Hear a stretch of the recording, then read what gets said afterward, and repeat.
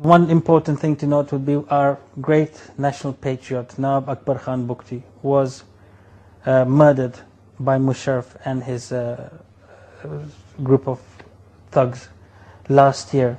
And he was a national leader. He was so called that he was Baluchistan Liberation Army.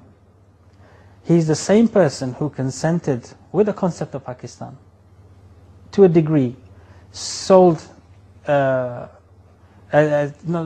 sold would be the wrong word, to allowed the Pakistanis to use his gas from his territory, Sui gas, to supply Pakistan, hoping that maybe this would create some kind of bridges between the two nations, that we help each other out, as neighboring nations should. But they took it for granted. They used the gas. They never provided any revenue for the Baluchistan government at the time. And he saw actually no benefit coming to Baluchistan as a nation. It was just being stolen and plundered and exploited by the Punjabis. He took a stand after 40 years. Whereas many other groups, many other people like my father, he said, because we have oil in our ancestral area, in our part of Baluchistan, our tribal area. And my father from day one has said, we will not allow them to take a liter of oil from here. Because if they do, they will just buy more F-16s and further advanced weaponry. We will be enslaved for another 2,000 years. This is the enemy. It is not one nation. If something comes out in Wales and the British government sells it, the Welsh people benefit as well. Wales as a nation will benefit as well. Or whether that's not the case. It's an occupier and occupied territory. And whatever you can loot and plunder, you get your hands on, you steal. And that's exactly how the Punjabi and Musharraf regime at present are. They're just thieves in uniform. So despite this offer of sharing the resources, yes, the response of the Pakistanis was to murder your nationalist leader. Yes, it was very tempting to steal it all. Why share something when you can steal it? And that's the attitude and that's the mindset of the Punjabi army. And he was, sorry, I just would like to say a bit more about him. He was killed last year, last year, August 26th. And he was called that he was the leader of Baluchistan Liberation Army. It was said that he was? Yes, Pakistani government said, the army, Musharraf used to say. And he used to say he's the Baluchistan Liberation Army. And everything is going to be all good now because he's dead. Was he the leader of the BLA? No one knows. One thing the Pakistan government and Musharraf fails to understand, that it is not one person fighting for their personal interests or their own vested interests, because he sees things with his frame of mind. He is an immigrant who came to Pakistan for a better life. And that's exactly what he got. I mean, he got quite a good deal over here, but he got a whole country, not just a good life. And he does not understand the sentiments of the Baluch people. We have a history, we have a tradition, we have dignity, pride, and we have a bloodline. We are not at the same level as somebody like Musharraf.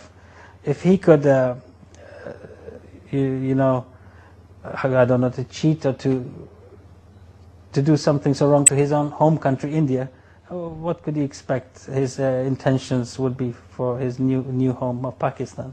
So he compares ourselves to himself, but whereas we consider ourselves very different. I mean, what kind of support is Baluchistan getting from other oppressed nationalities, from other international, community organizations?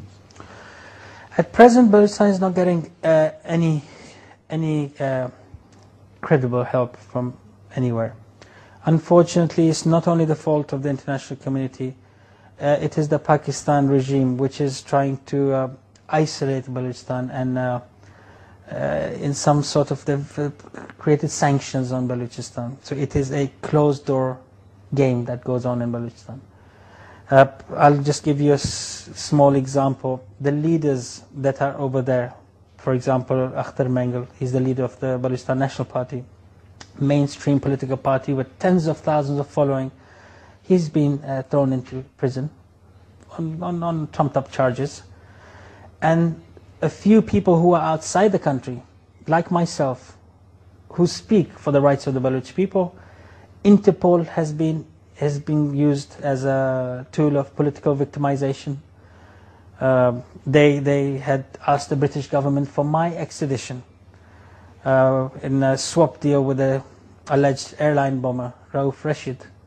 This is just in the March 28th Guardian newspaper, this article came.